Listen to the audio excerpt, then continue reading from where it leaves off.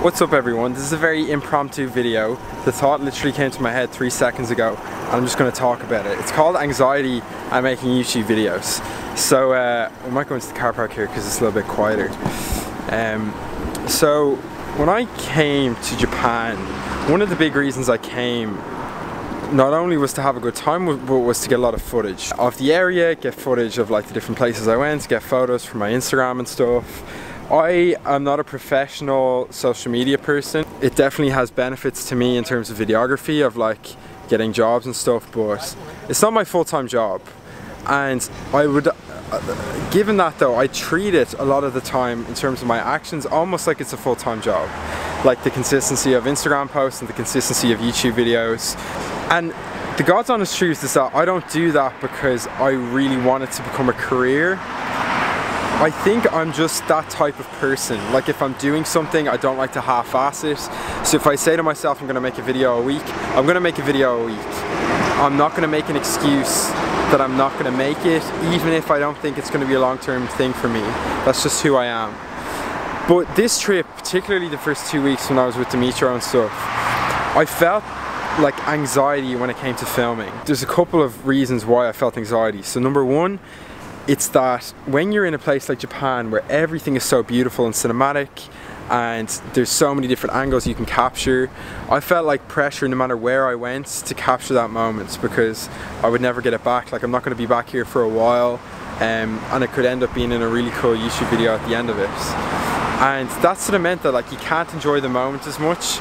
And not only that, but like it's not only that you choose to go and record, but then you choose to put in the work to find the right angle that makes the place look the best.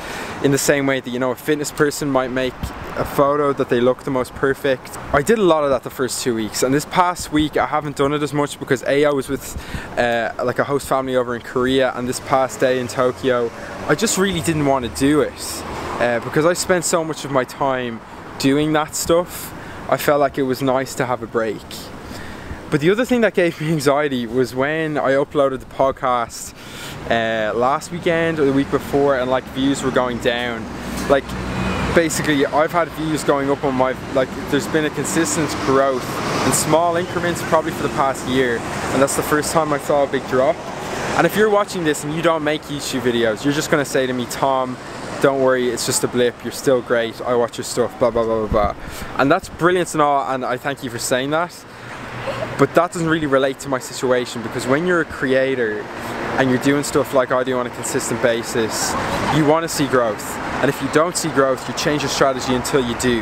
So if a video isn't working, you might change the title, you might change the thumbnail. Like there's Instagram posts I've pulled down because they haven't done well in the first few minutes. And that's because I'm conscious of like doing well at it. The interesting thing for me to look back on was that when I was first starting off making these YouTube videos in like 2016, I was getting fuck all views. So like I really didn't give a shit how many people watched it. Like if I go back on my YouTube channel, I know there's a video I made in 2016 that has 89 views and it has 6 likes. And I was genuinely doing it just for the fun of making it. And now I still do it for the fun of making it, but in the back of my mind I'm always conscious, what is the thing that will get views and what is the thing that will get more people coming to the channel.